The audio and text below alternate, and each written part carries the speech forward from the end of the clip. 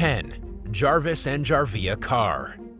In a robbery gone wrong, 19-year-old Jarvis Carr held a victim at gunpoint one day in 2022 while an accomplice attempted to steal their safe at their home in Deland, Florida.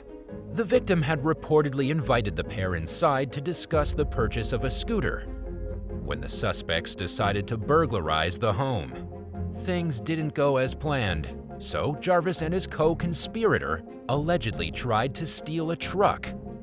But the owner fought back and set off the vehicle's panic alarm, causing the suspects to flee. Jarvis called his sister, 20-year-old Jarvia, to come pick him up. By then, law enforcement was already on their way. Jarvia later told detectives that when Jarvis got in her SUV, he told her to just drive. She also said that they switched seats at some point during the ensuing pursuit. The police gave chase as the vehicle ran a red light and hit a curb. Jarvis attempted to run and threw a backpack into some bushes, but lost his shoes. He surrendered while Jarvia remained in her vehicle and complied with law enforcement's commands. Inside Jarvis's backpack, officers found 40 grams of methamphetamine. Jarvis faced a slew of charges, including home invasion, robbery with a firearm, armed trafficking in methamphetamine, aggravated assault on a law enforcement officer, carjacking, fleeing or attempting to elude law enforcement, possession of a firearm by a convicted felon, and resisting an officer. Jarvia was also hit with a laundry list of charges, including accessory to robbery, fleeing law enforcement, and violation of felony probation. 9. Catherine and Andrew Sue. Catherine Sue was 18 years old when she became the legal guardian of her 13-year-old brother, Andrew, in 1987. Their father had died from cancer in 1986, and their mother was brutally murdered in a robbery gone wrong the following year, leaving the siblings on their own in Chicago. Andrew became close with Catherine's live-in boyfriend, Robert O'Dubain, who acted as a father figure to the teen. But Catherine had the most influence over her brother by far. And when she decided she wanted O'Dubain out of the picture, she persuaded her younger brother to do her dirty work.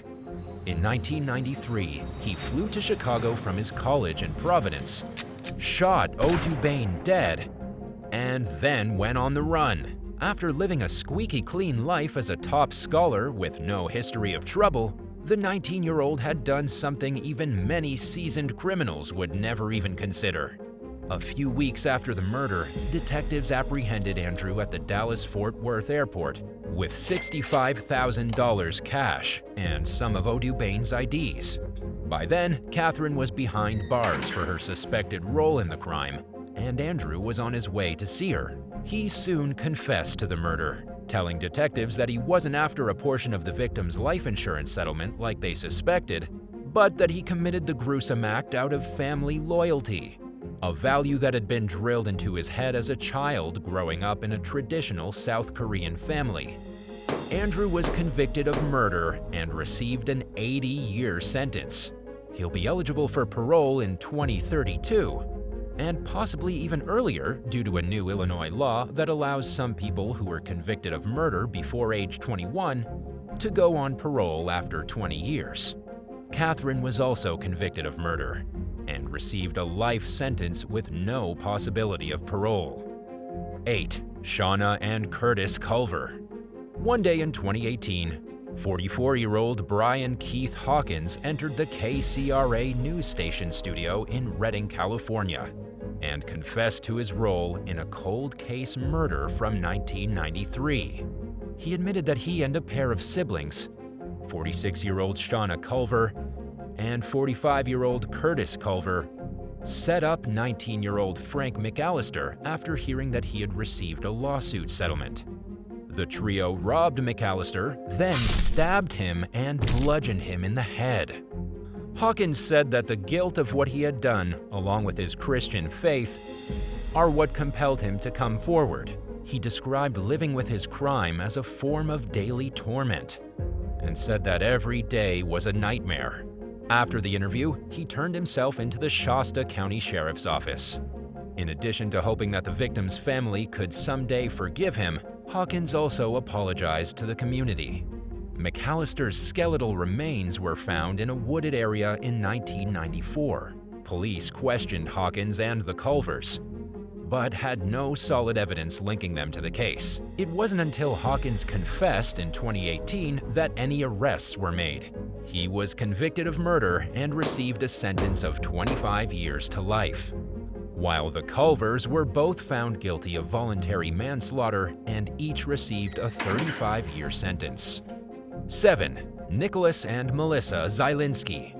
The father of 22-year-old Carl Mitchell Henderson arrived home from grocery shopping in Lino Lake, Minnesota one day in 2020 and found himself face to face with two home intruders, a man and a woman who threatened to take him out.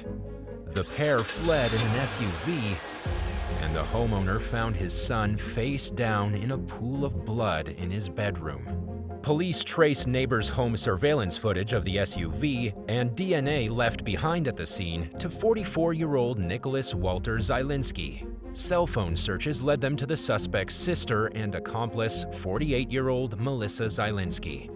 Location information from both siblings' phones put them both near the crime scene on the day of Henderson's murder, and his father recognized them as the home intruders. Nicholas admitted in court that he and Melissa went to Henderson's home to collect on a debt, although the nature of the supposed debt was never specified. Melissa allegedly tied the man up, but he broke free and charged at Nicholas, who shot him in the chest during an ensuing struggle. The siblings were found guilty for their alleged roles in Henderson's death. Nicholas was sentenced to 19 years in prison, and Melissa received a 30-year sentence. 6. Nathaniel Gann and Bray Hansen. On July 19, 2007, a teenager named Bray Hansen dialed 911 and said that a masked gunman had shot her stepfather in his San Diego home. Officers arrived to find 63-year-old criminal defense attorney Timothy McNeil dead with 4 gunshot wounds, 2 of which struck him in the head. They found Hansen with her hands bound behind her back with zip ties. She claimed that she had used her tongue to dial 911. At first, authorities believed that Hansen and McNeil were victims of a robbery gone wrong, but when they questioned her, her story began to fall apart, and it became obvious that she wasn't telling the truth. Witnesses described seeing a man resembling her brother, 20-year-old Nathaniel Gann, fleeing the scene. The siblings were locked up on suspicion of murdering McNeil, and a jailhouse informant soon came forward and claimed that Gann had been talking about the crime. The informant knew information that only someone at the murder scene would have known, and the evidence against the brother-sister duo continued to stack up. McNeil's relatives accused Hansen of being an attention seeker who needed to be in the spotlight at all times, and claimed that she murdered her stepfather because she expected to receive a large inheritance. Her lawyer, on the other hand, argued that Hansen had tried to call off the plot, but that Gann forced her to go through with it. Hansen was convicted of first-degree murder, with the special circumstance of lying in wait, and will spend the rest of her life behind bars. Gann was also found guilty of murder and received a sentence of 25 years to life. 5. Tiesha Rue and Alexander Rue Jr. Family members of Leon Harrison Jr. reported him missing in Georgetown, South Carolina, on March 9, 2017. By then, he had been missing for around 2 weeks. His body was found 2 days later, floating in the Black River. Harrison's hands and feet were bound with speaker wire, but his remains were so decomposed that a medical examiner was unable to determine a cause of death. Detectives soon learned that the victim and his wife, 38-year-old Tiesha Rue, were having marital problems around the time of his disappearance. They argued the last night he was seen alive. A search of Rue's home found that some large sections of carpet had been cut away and removed from the couple's bedroom. and a DNA test proved that bloodstains at the site belonged to Harrison. The suspect's father and brother, Alexander Rue Sr. and Jr., were seen on surveillance footage buying cleaning products at Walmart shortly before all three of them turned their phones off. They also allegedly gave false information to police when they were brought in for questioning. 61-year-old Alexander Rue Sr. was found guilty of obstruction of justice and received a suspended 8-year prison sentence with credit for time served.